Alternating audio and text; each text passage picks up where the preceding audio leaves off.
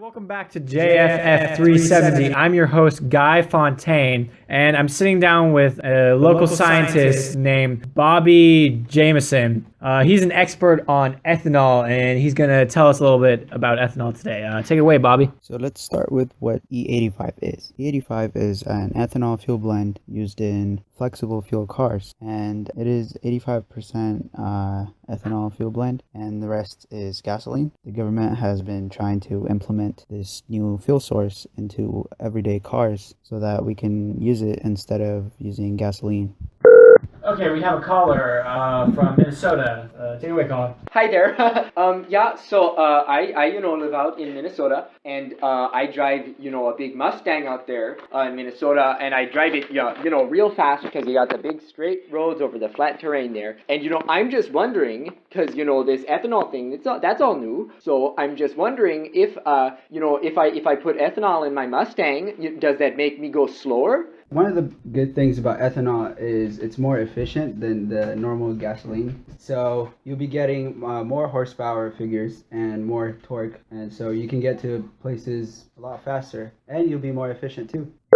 Caller, state your name and then ask us a question. This is Cactus X from Montana, and I'd like to discuss some alternatives to ethanol briefly, just because ethanol is really the last gasp of a dying system of automotive transport. These days we have electric cars, we have hybrids, we have hydrogen fuel cell vehicles, we have many more options that are going to be much more versatile. Ethanol is the cleanest and most affordable source of octane in the market today, and the amount of natural gas required to make a gallon of ethanol has fallen 36% since 1995, while electricity use is down 38% and water use has been cut in half since 1998. Ethanol reduces greenhouse gas emissions by 40 to 50% compared to gasoline. And also, this corn could be used for food instead of fuel, and also, corn takes water to grow, and it takes fertilizer, and there's a resulting loss of natural resources. I just want to mention that ethanol plants make more than just fuel.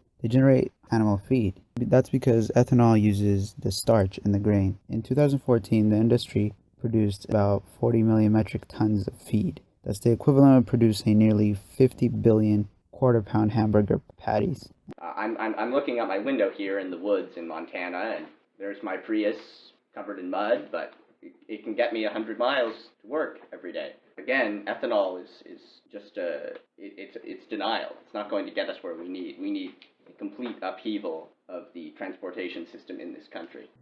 Caller. Yeah? Yes, am I on the line there? Caller, you're on the line. Yeah, I'm on the line. Hello, this is an international caller, long-time listener, first-time caller here. I just wanted to say, because your friend here was talking about Priuses, and they're just lame. They're not cool at all. I look at the Priuses on the street. They're like little packets. They're not even cars. They're like little pods. You put people in these pods and you drive them around. They look like they're little science fiction people. Where's the cool cars? You don't see James Bond driving a Prius. James Bond he'd never drive a Prius. Have you heard of the Tesla? The Tesla is an electric sports car. It has torque through the roof. It will knock your socks off. This is the way of the future. Electric vehicles are getting better and better, and you might say, for example, that they're very expensive right now. The founder of Tesla has been working over the past several years to make affordable electric vehicles with an effective range. That's the way of the future.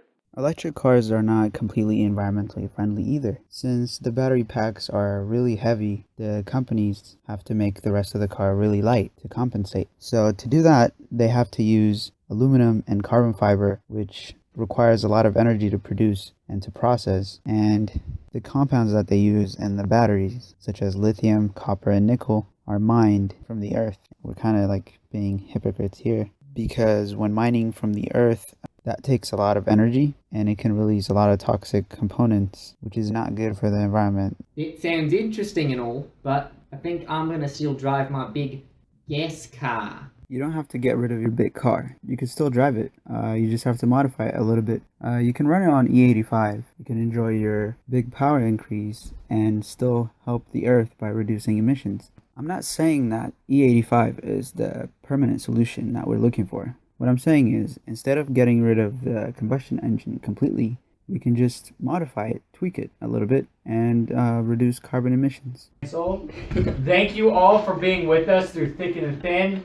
We'll see you on New Enterprises. Bobby, thank you for sitting down with me today. Oh, you're welcome.